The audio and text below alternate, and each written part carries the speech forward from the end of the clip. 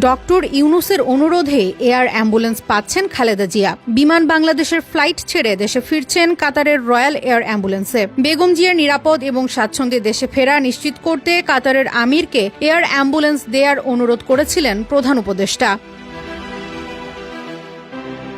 এজন্য মোহাম্মদ ইউনূস ও অন্তর্বর্তী সরকারের প্রতি কৃতজ্ঞতা জানিয়েছেন বিএনপি চেয়ারপারসনের সাবেক প্রেস সচিব মারুফ কামাল খান। ফেসবুক পোস্টে তিনি লিখেছেন, কাতারের সরকার, রাজপরিবার ও বাংলাদেশে ডক্টর মোহাম্মদ ইউনূসের ইন্টারিম গভর্নমেন্টের প্রতি ধন্যবাদ ও কৃতজ্ঞতা। বিএনপির আবেদনে ইউনূস সরকারের অনুরোধে কাতারের আমির বেগম খালেদা জিয়ার জন্য এয়ার অ্যাম্বুলেন্স সরবরাহ করছেন।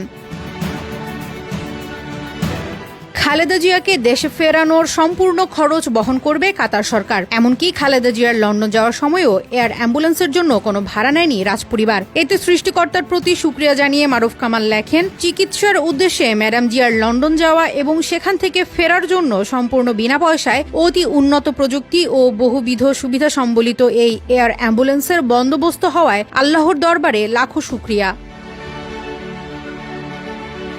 লন্ডনে চিকিৎসা শেষে 4 মাস পর দেশে ফিরছেন খালেদা জিয়া। সঙ্গে ফিরবেন বড় ছেলে তারেক রহমানের স্ত্রী ডাক্তার জোবাইদা রহমান ও ছোট ছেলে কোকোর স্ত্রী শর্মিলা রহমান। লন্ডন সময় 5 মে রাতে রওনা করে 6 মে সকালে ঢাকায় অবতরণ করবে খালেদা জিয়াকে বহনকারী এয়ার অ্যাম্বুলেন্স। প্রথম দিকে এয়ার অ্যাম্বুলেন্স না পাওয়ায় বিমান বাংলাদেশ এয়ারলাইন্সের ফ্লাইটে তাদের দেশে ফেরার কথা ছিল। তবে বিএনপি চেয়ারপারসনের নিরাপত্তা শঙ্কায় সে সিদ্ধান্ত থেকে সরে আসে খালেদা জিয়ার পরিবার।